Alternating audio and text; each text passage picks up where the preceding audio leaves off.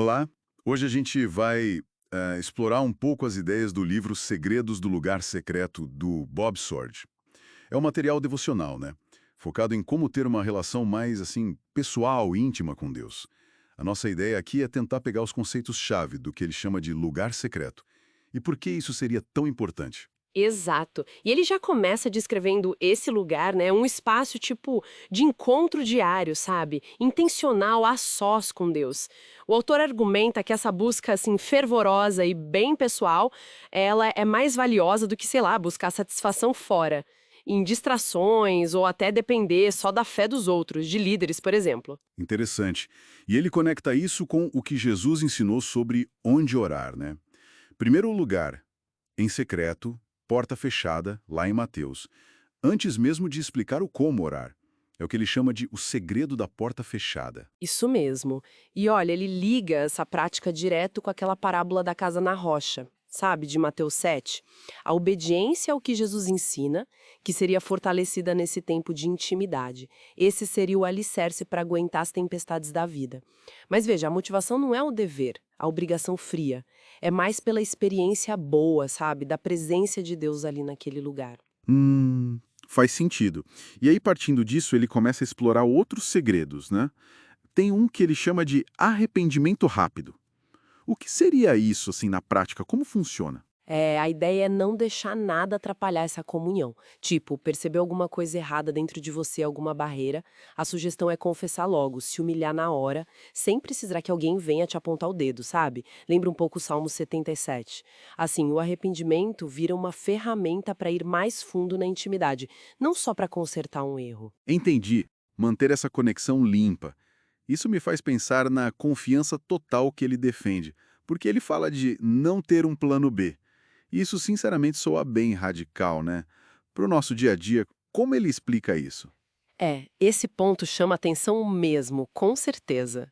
A perspectiva do livro, e ele usa passagens como Isaías 44, que fala contra confiar em ídolos, é que depender só, exclusivamente de Deus quando a coisa aperta, sabe? Rejeitando conscientemente outras seguranças, dinheiro, contatos, planos. Isso ativaria uma dinâmica espiritual diferente. É uma confiança radical que, segundo o texto, Deus responderia de uma forma especial. Tá, mas aí pode vir aquela sensação, né, de que esse tempo com Deus não dá resultado na hora. Parece até perda de tempo para alguns. Como o livro lida com essa questão? Ele menciona aquela lei da semeadura e colheita, certo? Sim, ele usa justamente essa analogia lá de Gálatas. O tempo que você investe no lugar secreto é visto como semear no espírito. Mesmo que você não veja o fruto na hora, a promessa da Bíblia é que vai ter colheita no tempo certo. Isso se a pessoa não desanimar, claro. Funciona como um incentivo para continuar, para perseverar, para ver esse tempo como um investimento com retorno garantido, mesmo que demore um pouco. Falando em resultados e a questão de direção, de tomar decisões, o texto usa uma imagem curiosa do Salmo 32, sobre cavalos e burros. Isso, Salmo 32, versos 8 e 9. A metáfora ali é que Deus preferiria guiar pela proximidade, pelo entendimento mútuo. É o guiar com os olhos. Em vez de usar força, controle externo, tipo freios e rédeas que se usam em animais mais teimosos, né? A intimidade que se cultiva no lugar secreto permitiria pegar a direção de Deus de um jeito mais sutil, mais relacional, olhando para cima e não só para as circunstâncias. Interessante.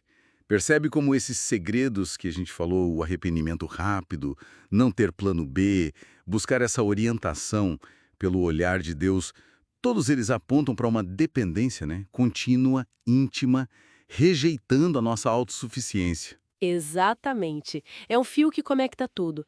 Isso leva à ideia de permanecer na presença de Deus. Ele se inspira em figuras como o anjo Gabriel, que dizia: Eu assisto diante de Deus, lá em Lucas. Não é só sobre fazer coisas para Deus, mas estar com Ele.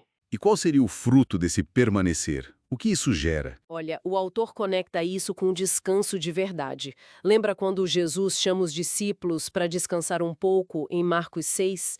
E também com a própria transformação do nosso caráter. Ele cita 2 Coríntios 3, que fala que a gente é transformado ao contemplar a glória do Senhor. Seria um lugar para se reabastecer espiritualmente, tipo as virgens prudentes comprando óleo para a lâmpada em Mateus 25, e ser mudado pela presença, mais do que só pela correria, pelo ativismo. É um contraponto para essa agitação toda que a gente vive. Então, para a gente resumir, a grande mensagem parece ser essa: cultivar um relacionamento diário, íntimo com Deus, nesse lugar pessoal, secreto. Isso seria a chave mestra para a vida espiritual, segundo o autor. Correto, ele apresenta essa prática como o fundamento mesmo, para ter firmeza, para receber direção, para crescer e até para ter poder espiritual. Os tais segredos seriam então atitudes, princípios que ajudam a aprofundar essa conexão que ele vê como vital. Fica então a reflexão, né? Se essa prática diária, nesse lugar secreto, é descrita como algo tão, tão central e transformador, como é que ela se encaixa ou talvez até entre em conflito com o nosso ritmo de vida hoje, com as demandas, as prioridades atuais? É algo para a gente pensar, né?